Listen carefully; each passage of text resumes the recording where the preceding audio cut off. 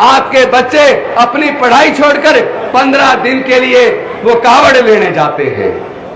अपनी पढ़ाई छोड़कर आपके मजदूर लोग अपनी नौकरी छोड़कर 15 दिन के लिए 10-15 हजार रुपए खर्च करके कर्ज लेकर वो लोग कावड़ लेने जा रहे हैं। जब आपके घर के बच्चे कावड़ लेने जाएंगे तो संविधान बचेगा कैसे? कुछ लोग सत्ताधारी पार्टी के जुड़े हुए लोग खुलेआम अनुसूचित जाति जनजाति के लोगों के मुंह पे मूत रहे, खुलेआम उनसे थूक चटवा रहे, खुलेआम उनसे चप्पल चटवा रहे, उनसे दंड बैठक लगवा रहे, उनका मुंडन कर रहे, उनकी बहन बेटियों की इज्जत लूट के उनकी हत्याएं कर रहे और विरोध करने पे उनके घरों को जला रहे। ऐसे में पूछना चाहता हूं देश के प्रधानमंत्री जी, देश के गृह मंत्री जी और देश के न्यायालय, देश का पुलिस, देश की कानून व्यवस्था कहां है?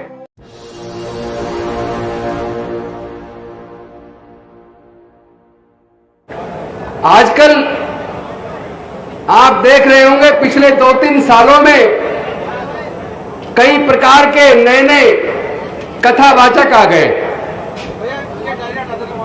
एक तरफ हम लोग संविधान जागरूकता महोत्सव मना रहे हैं, लेकिन खुलेआम बड़े बड़े पंडालों में वो कथावाचक कथा करते हुए कहते हैं संविधान को बदलो, हमको हिंदू राष्ट्र बनाना है। मैं पूछना चाहता हूं भारत के प्रधानमंत्री जी से, मैं पूछना चाहता हूं भारत के गृह मंत्री जी से, मैं पूछना चाहता हूं देश के सभी राज्यों के मुख्यमंत्रियों से, जो कथावाचक खुलेआम संविधान को बदलकर हिंदू राष्ट्र बनाने की बात कर रहे हैं, क्या ये संविधान का विरोध नहीं है? क्या ये देश का विरोध नहीं है? भारत विविधताओं का देश है। भारत के अंदर अनेकों धर्म, अनेकों संस्कृतियां, अनेकों भाषा और हजारों जाति के लोग रहते हैं। जब हम भारत के संविधान को, प्रस्तावना को पढ़ते हैं और ऐसे कथावाचकों की कथा को सुनते हैं तो समझ आता है कि वो कथावाचक सीधे सीधे भारत के संविधान पर हमला कर रहे हैं, वो सीधे सीधे भारत की अस्मिता पर हमला कर रहे हैं। और उनकी कथा जहां होती है उसकी सुरक्षा पुलिस करती है। मैं पूछना चाहता हूं देशद्रोहियों की सुरक्षा पुलिस क्यों करती है? जो लोग देश को तोड़ने की साजिश कर रहे हैं, जो एक धर्म विशेष का राष्ट्र बनाने की बात कर रहे हैं, मैं उनको कहना चाहता हूं देश के न्यायालयों के जजेस, देश के राष्ट्रपति, प्रधानमंत्री, तमाम मंत्री जब वो अपने पद की शपथ लेते हैं तो उस शपथ में यह भी होता है कि मैं भारत की संविधान की गरिमा को बरकरार रखूंगा, मैं बिना किसी भय के, बिना किसी पक्षपात के सभी जाति, सभी धर्म, सभी वर्गों के लोगों को समान रूप से न्याय प्रदान करूंगा, किसी के साथ कोई पक्षपात नहीं करूंगा। तो जो आज हमने संविधान की प्रस्तावना पढ़ी, इसको केवल पढ़ना नहीं है, इसको समझना भी है। यह प्रस्तावना कहती है हम भारत के लोग, हम भारत के लोग का मतलब भारत में रहने वाले सभी जाति, सभी धर्म के, सभी संस्कृतियों के, सभी भाषाओं को बोलने वाले लोग। हम भारत को कैसा बनाना चाहते हैं? हम भारत को सामाजिक, आर्थिक और राजनीतिक न्याय, विचार अभिव्यक्ति, विश्वास, धर्म और उपासना की स्वतंत्रता, प्रतिष्ठा और अवसर की समता प्राप्त करने के लिए मैं यही रोकता हूं। मतलब सबको प्रतिष्ठा, सबकी बरकरार रहे, सबको समान अवसर मिले। लेकिन क्या यह हो पा रहा है? खुलेआम सरकारी संरक्षण में, खुलेआम सरकारी संरक्षण में कथावाचक संविधान बदलने की बात कर रहे हैं तो वो जेल में क्यों नहीं है? क्या देश के प्रधानमंत्री और गृह मंत्री और सारे मुख्यमंत्रियों को इस्तीफा नहीं दे देना चाहिए? जब कथावाचक खुलेआम संविधान को बदलने की बात कर रहा है, फिर वो जेल में क्यों नहीं है और उसकी सुरक्षा पुलिस क्यों कर रही है?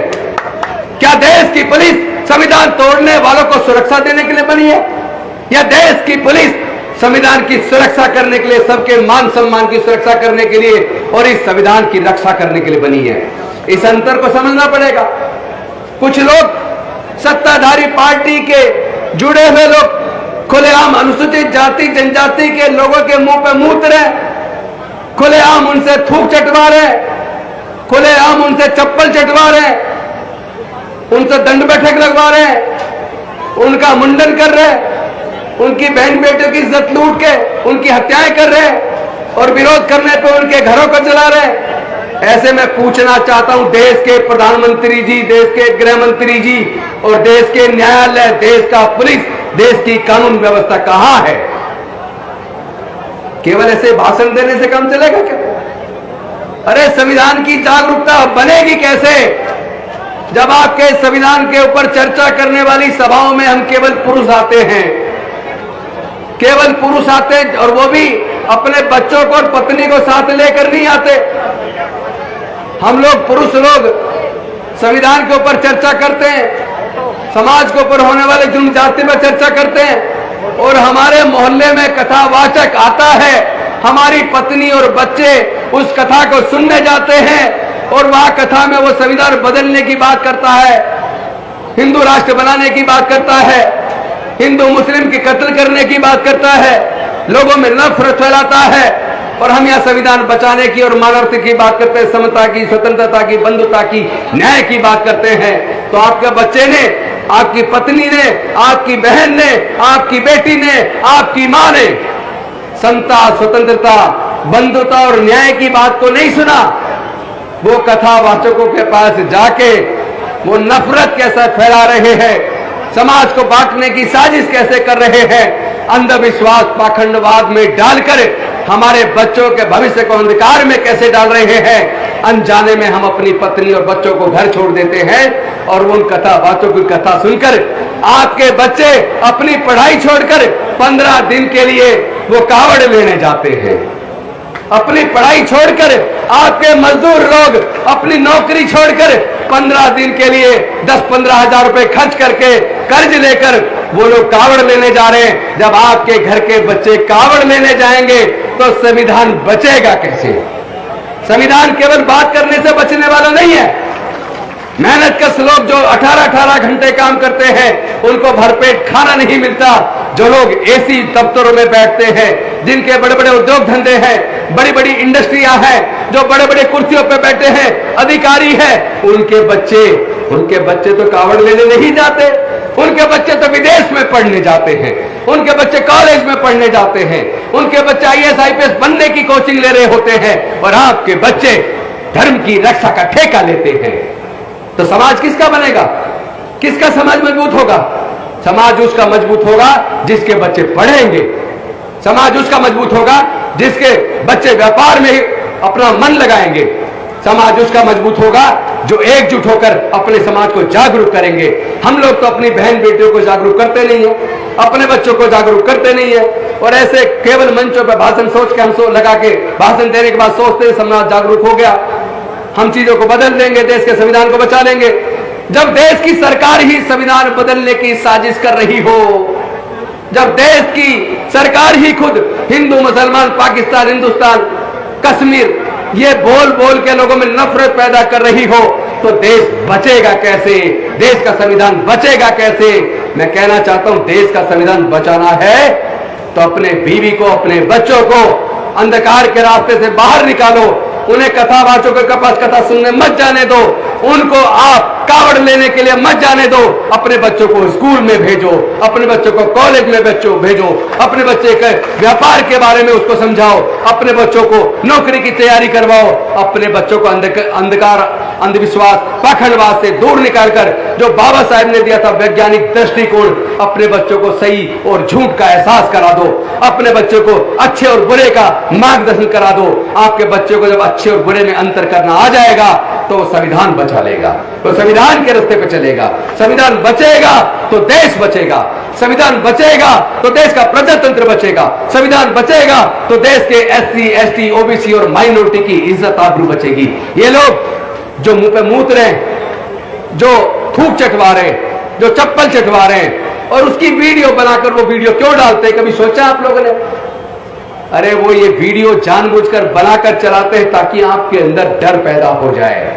लेकिन मैं ऐसे लोगों को और उनके संरक्षण करने वाले नेताओं को, उन सरकारों को चेता देना चाहता हूं, आप जितनी मर्जी वीडियो बना के चला लेना, जितने मर्जी उत्पीड़न कर लेना, लेकिन हम ना डरने वाले हैं, ना झुकने वाले हैं, ना बिकने वाले हैं। हम मिटा देंगे ऐसे लोगों को जो संविधान को मिटाने का ख्वाब देखते हैं।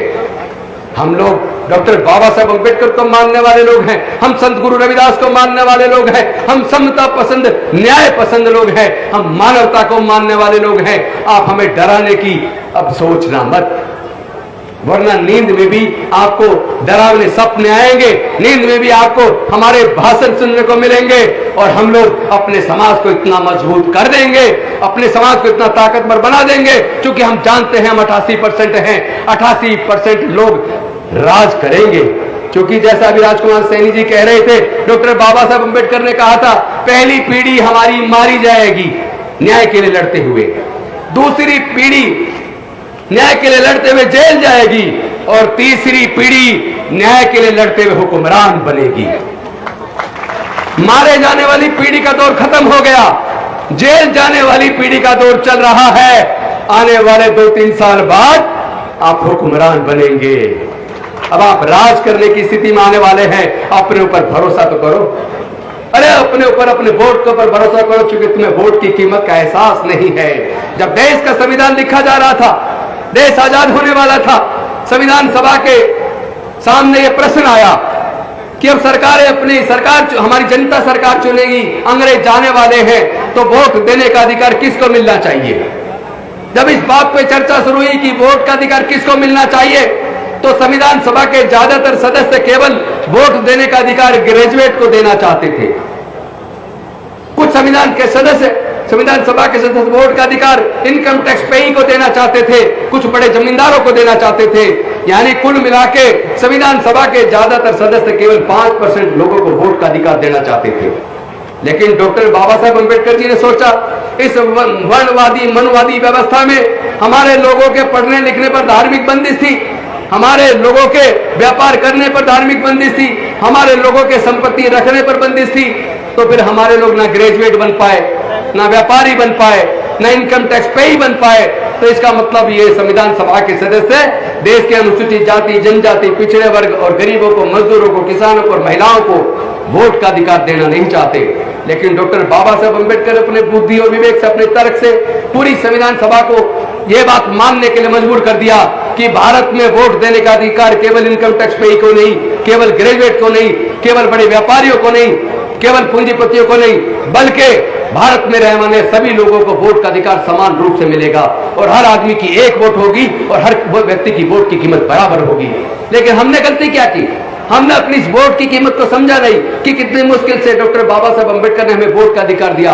हमने अपनी कीमत को नहीं समझा वोट की, हमने अपनी वोटों को शराब की बोतल में 1000-2000 रुपए में, 10-5 किलो अनाज में हमने अपनी वोट को बेच दिया।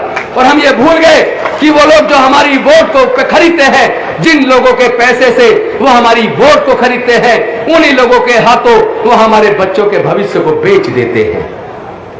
यही कारण है कि हम लोग 88% होने के बावजूद 12% लोग हमारे ऊपर राज कर रहे हैं। और वो लोग, उन्होंने सत्ता में आने के बाद इतना बड़ा षड्यंत्र कर दिया, उन्होंने पढ़ाई इतनी महंगी कर दी कि आपके बच्चे फिर से पढ़ाई से दूर हो जाएं। आपके बच्चे नौकरी में आ जाया करते थे रिजर्वेशन से, उन्होंने ठेकेदारी प्रथा लाकर सारे सरकारी संस्थान बेचकर आपके आने वाले बच्चों से नौकरियां भी छीन ली और पैसा व्यापार करने के लिए आपके पास है नहीं। इसलिए हमें बहुत सूझबूझ से, अकल से, बुद्धि से, विवेक से डॉक्टर बाबा साहब